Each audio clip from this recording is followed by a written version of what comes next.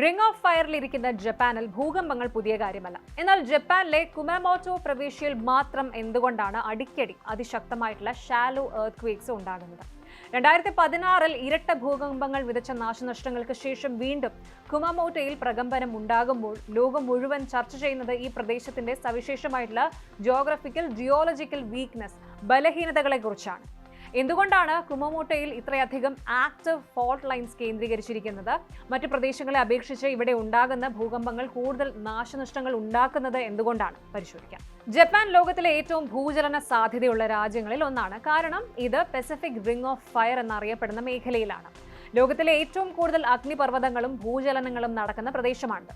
ഇവിടെ Pacific plate, Philippine Sea plate, Eurasian plate, Okhotsk plate എന്നിവയുടെ ചലനങ്ങൾ തമ്മിൽ പരസ്പരം സ്വാധീനിക്കുന്നുണ്ട്.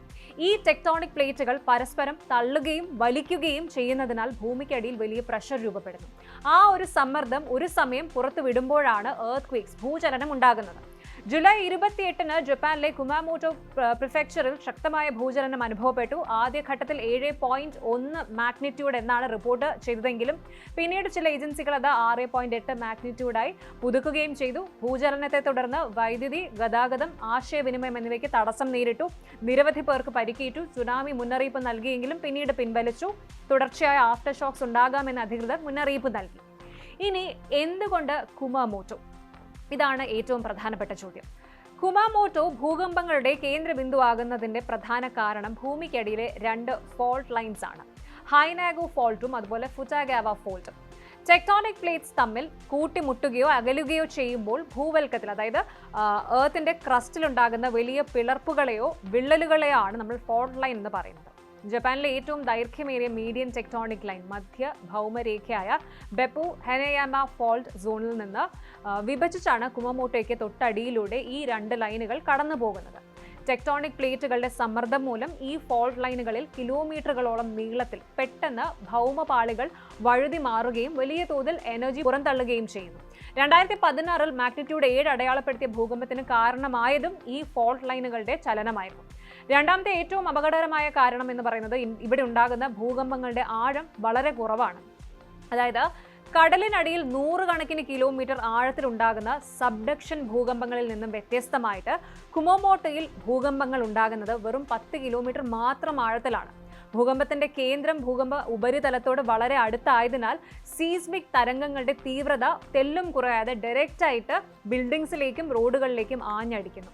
മൂന്നാമത്തെയും പ്രധാനപ്പെട്ടതുമായിട്ടുള്ള കാരണം കുമാമോട്ടോ സ്ഥിതി ചെയ്യുന്നത് ജപ്പാനിലെ ഏറ്റവും വലിയ ആക്റ്റീവ് വോൾക്കാനോകളിൽ ഒന്നായിട്ടുള്ള മൗണ്ട് ആസോയുടെ സമീപത്താണ് എന്നതാണ്. അഗ്നിപർവ്വതത്തിൽ നിന്നുള്ള ലാവ അവശിഷ്ടങ്ങളും അഗ്നിപർവ്വത ചാരവും നിറഞ്ഞതാണ് ഈ ഒരു പ്രദേശത്തെ മണ്ണ്. ഈ സോഫ്റ്റ് വോൾക്കാനിക് സോയിൽ, അതായത് ഈ ഒരു മണ്ണ് ഭൂകമ്പ തരംഗങ്ങളെ കൂടുതൽ ശക്തിപ്പെടുത്തുന്നു. കൂടാതെ ഭൂകമ്പത്തിനൊപ്പം കുന്നിൻ ചരിവുകളിൽ വൻതോതിൽ ലാൻഡ് സ്ലൈഡ്, അതായത് മണ്ണിടിച്ചിൽ ഉണ്ടാകാനും ഈ ഒരു ആഗ്നേയ മണ്ണ് കാരണമാകുന്നു. ജപ്പാനിൽ ലോകത്തിലെ ഏറ്റവും മികച്ച എർത്ത്ക്വേക്ക് റെസിസ്റ്റന്റ് കെട്ടിട നിർമ്മാണ രീതികളും ഏർലി വാർണിംഗ് സിസ്റ്റംസും ഉണ്ടെങ്കിലും കുമാമോട്ടോ പോലുള്ള ഫോൾട്ട് സോണുകളിൽ ഭൂമിക്കടിയിൽ ഉണ്ടാകുന്ന ഇത്തരം പ്രതിഭാസങ്ങളെ പൂർണ്ണമായിട്ട് തടയുക എന്നത് അസാധ്യമാണ്. പ്രത്യേകിച്ച് പഴയ കെട്ടിടങ്ങൾ, മലയോര പ്രദേശങ്ങളിലെ ലാൻഡ് സ്ലൈഡ്സ്, തുടർച്ചയായ ആഫ്റ്റർ ഷോക്സ് ഇവയാണ് ഏറ്റവും വലിയ വെല്ലുവിളികൾ. ചുരുക്കത്തിൽ പറഞ്ഞാൽ അപകടകരമായ 2 ആക്റ്റീവ് ഫോൾട്ട് ലൈനുകൾ, അതിനോട് ചേർന്ന് നിലകൊള്ളുന്ന സജീവ അഗ്നിപർവ്വതം, വെറും 10 കിലോമീറ്റർ മാത്രം ആഴമുള്ള ഷാലോ ഫോക്കസ് ഭൂചലനങ്ങൾ ഇവയെല്ലാമാണ് കുമാമോട്ടോയെ ഭൂകമ്പങ്ങളുടെ ഹോട്ട്സ്പോട്ട് ആക്കി മാറ്റുന്നത്. കുമാമോട്ടോ ഒരു നഗരം മാത്രമല്ല, ഭൂമിയുടെ അടിയിലുള്ള ടെക്ടോണിക് ശക്തികൾ എത്ര ഭീകരമാണ് എന്ന് നമ്മെ വീണ്ടും വീണ്ടും ഓർമ്മിപ്പിക്കുന്ന ഒരു സ്ഥലമാണ്. സാങ്കേതിക വിദ്യയും മികച്ച തയ്യാറെടുപ്പുകളും ഉണ്ടായാലും പ്രകൃതിയുടെ ശക്തിക്ക് മുന്നിൽ മനുഷ്യൻ എപ്പോഴും ജാഗ്രതയോടെ ജീവിക്കേണ്ടതുണ്ട് എന്ന സത്യമാണ് ഈ ഒരു ഭൂചലനം വീണ്ടും തെളിയിക്കുന്നത്.